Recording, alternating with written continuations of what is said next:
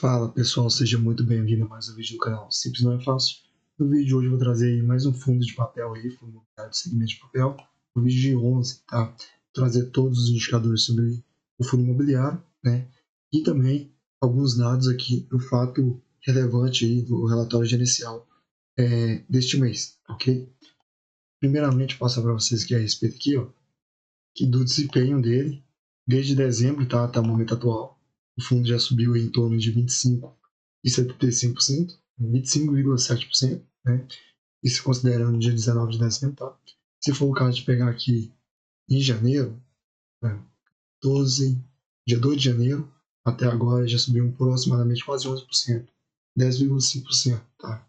Então o fundo vem performando bem ao longo aí do início do ano até agora, tá?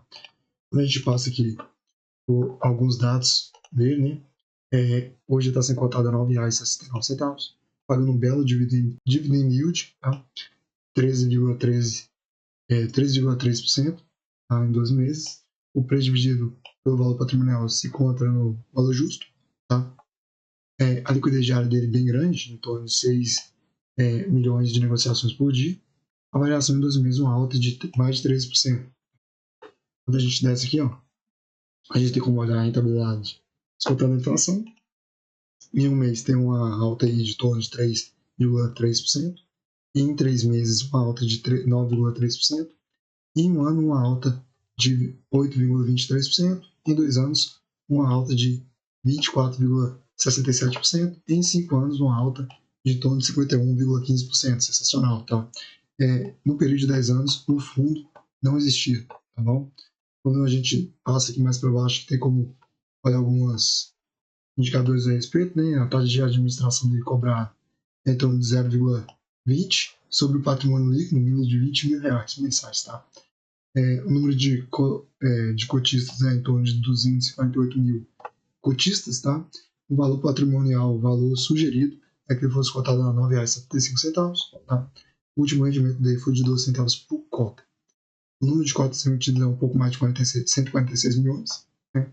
O valor patrimonial dele é de 1,4 bilhão. Tá? Aqui tem como a gente olhar aqui o desempenho dele, tá? Em comparação ao CDI e o IFIX, tá? Então ele vai subir 35,52% em 2 anos, enquanto o CDI está subindo aproximadamente 25%, né? E o IFIX 16,49%. Tá? Se fosse o caso de você colocar aqui comparação em 2 anos, tá? Se fosse o caso de colocar R$ 1.000, nele você teria 1.355,20 centavos, tá? E, no caso aqui, o índice de dividendos bateria ele em torno de alguns centavos, tá? Aproximadamente 40 centavos que bateria ele.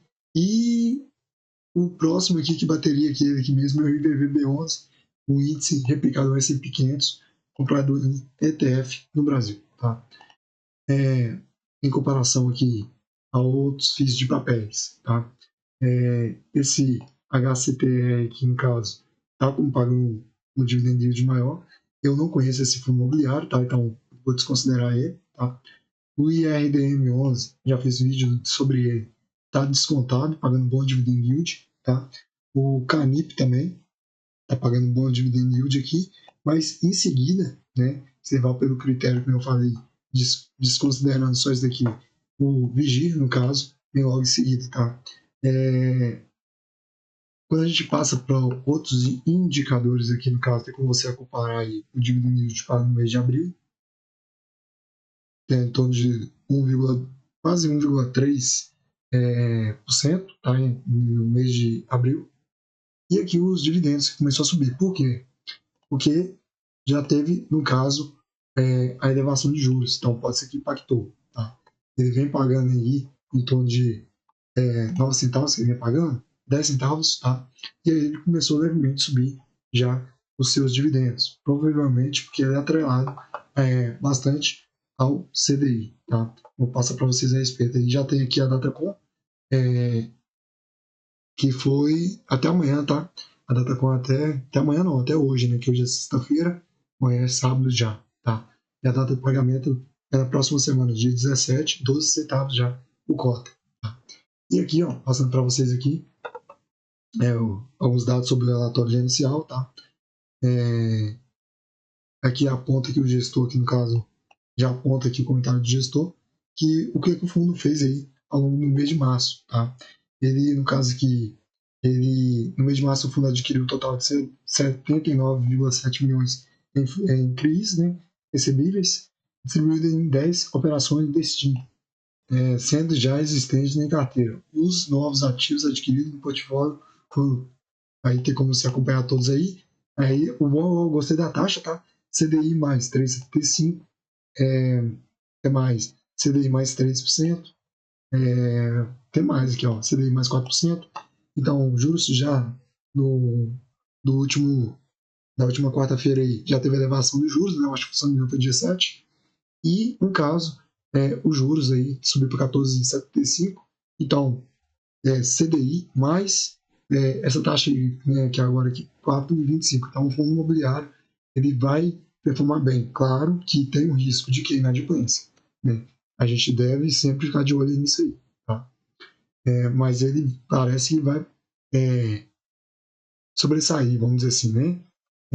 Aqui tem como a gente olhar aqui a carteira, tá? Então, o portfólio dos ativos aqui, que eles detêm, né?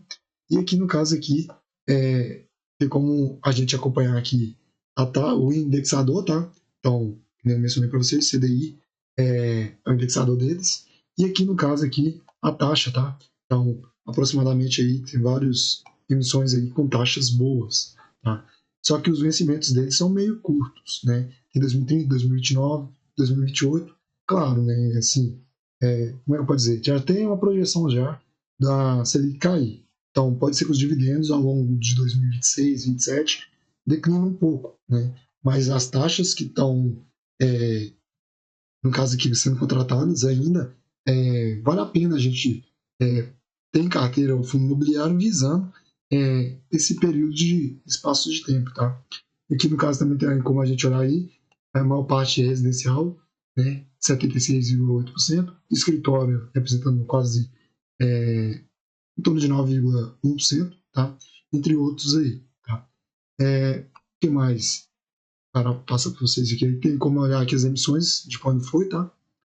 Tem como olhar aqui, no caso, os ativos, tá? Detalhado dos ativos aí, no caso, tá? Tem como a gente acompanhar isso também. E aqui, no caso, a remuneração, como foi contratado o CRI, tá? E o vencimento também, né? Era mais isso que eu queria trazer para vocês a respeito do Vigir, tá? Comente embaixo se você já investe neste fundo imobiliário. Não esqueça de se inscrever no canal.